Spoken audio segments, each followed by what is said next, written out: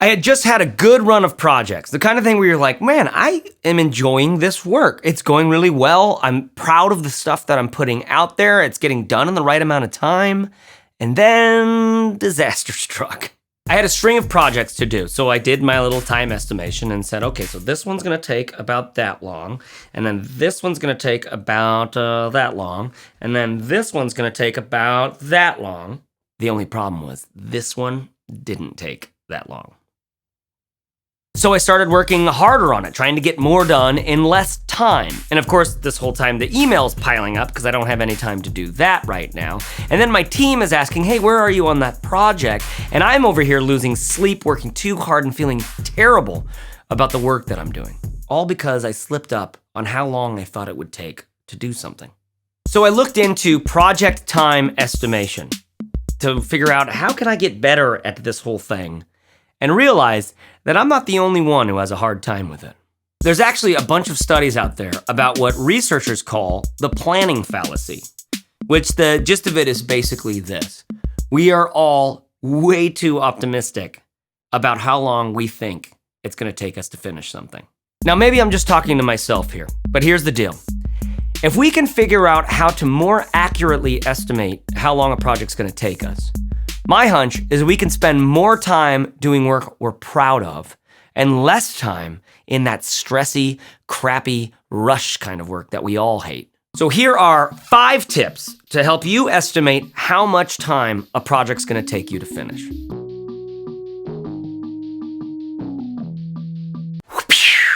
Number 1, just double whatever your estimation is. Now, this is kind of a Band-Aid. A lot of the researchers sort of poo-poo this idea, but I'm still for it if it's the only thing that you can do, because it can help in a lot of situations. So you're simply making your best estimation of how long it's gonna take you to do something and double it. If you think it's gonna take you 3 hours to finish a blog post, just double it, make it 6. See, when we're estimating our projects, we're not seeing the unforeseen complications. That's why they're called unforeseen. And when we double these estimations, we're hoping that it accounts for some of those unforeseen things we don't yet know that we're gonna run into. So at the very least, you can double what you think it's going to take you. Number 2, plan with an accountability partner. Talking through your project with someone else pulls out assumptions that you didn't know you were making. One of the trends in the research here is the difference between an inner view that we have about the projects we're planning and the outer view of those same projects. We kind of get stuck in that inner view where we're very optimistic and where sort of reality doesn't get to go very often. When you talk with someone about your project, even if they have no idea about the kind of work you do or the specifics of this project, what happens is a lot of things that were invisible to you before start to become visible. That outer view starts to influence the inner view. But this one's kind of hard to do. I'm already resisting this project, so aren't I going to resist talking about it with someone else even more? It's hard, but if you can schedule a weekly call with a buddy to talk through each other's projects, it can save so much pain later on. Number 3, reverse engineer a truly minimum viable product. I wrote about this on an article at Fizzle, but the gist is this. Do you really know what you're doing in this project? Do you know what you're trying to make? Do you know what it's going to look like when it's done? Because maybe what you're actually thinking about making is really version 2.0 or 3.0.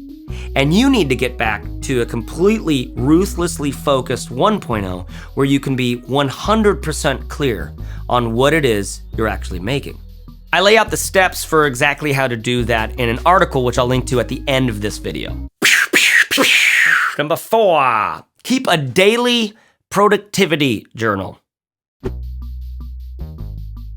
This has been huge for myself and for a lot of us here at Fizzle. On episode 99 of The Fizzle Show, I interview 2 writers about how they do this daily productivity journaling thing. What they do is extremely simple and it's really easy to get started, but the results are massive. For myself, this has made the biggest impact on my project estimates, bar none. Because every day I'm seeing what I actually got done that day, and it's forcing my inner view to see what's the real story out there. So when it takes me all day to write a blog post, now I know about it. Instead of just having that I don't feel very good about what I did today, I wish I got more done feeling. So you can learn exactly how to do this in episode 99 of The Fizzle Show. I'll put a link to that right at the end of this video. Number 5, rediscover why you're actually doing this project. When you forget the point of the project that you're doing, you can flatline and stagnate. I've had projects stagnate for months, just growing weeds and gathering dust because I just kind of lost steam on it. Oftentimes, it's interacting with my audience that helps me reconnect and rediscover why this project was important in the first place. You know, here at Fizzle, we have these forums where we're always kind of talking to one another. And I get to hear in those forums a lot of stories from people like you and me, independent people trying to build their business. And I'm remembering how difficult it is to get started and how sweet the victories are and how difficult to stay, balanced and motivated. And when I hear those stories, normally I'm hearing some specific human voice with a struggle that I can actually impact. And that's when I discover if this project is actually important or not. So who is it that you serve? And what's the mission that they're on that you can help with? And how can you reconnect with them? And if you're having trouble answering those questions, you really should probably take the Defining Your Audience course within Fizzle. At the very least, Yoda features prominently. Okay, there are 5 tips for you to plan your projects more accurately. Use them to stave off anxiety and make some better expectations of yourself. Because it's these expectations, I think, that are the problem. And when we set expectations that are better for ourselves, more realistic, we can create that space where we can do good work instead of just feeling terrible all the time. Okay, so I've collected those 5 tips into a list over at Fizzle, which you can get to if you click right here on the little astronaut guys. Isn't that terrific? There's also a link in the description. That's it for me. You should go ahead and click here now because this video is over. There's nothing else to see here, so go ahead and click away. I mean, while you're there, you could sign up for the email list or subscribe to the podcast. We'll send you an email every week with some, motivation, some research, some stuff like that. So if you're into that, you could do that. But really, you should have clicked this already. I'm sort of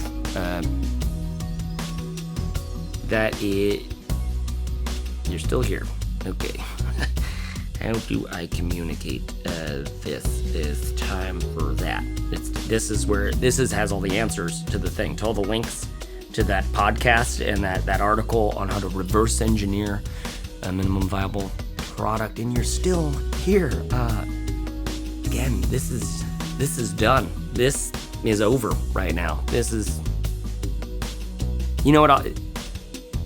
are you just testing me? What's happening here? How about this? I'm gonna leave this up for you. You can go ahead and click it whenever you're ready. If you wanna look at the background or whatever, that's totally cool. That is what you should click now. Okay, I'm gonna go. I have been Chase Wardman-Reeves from the internet. Hope you find what you're looking for. And here's to planning our projects better together.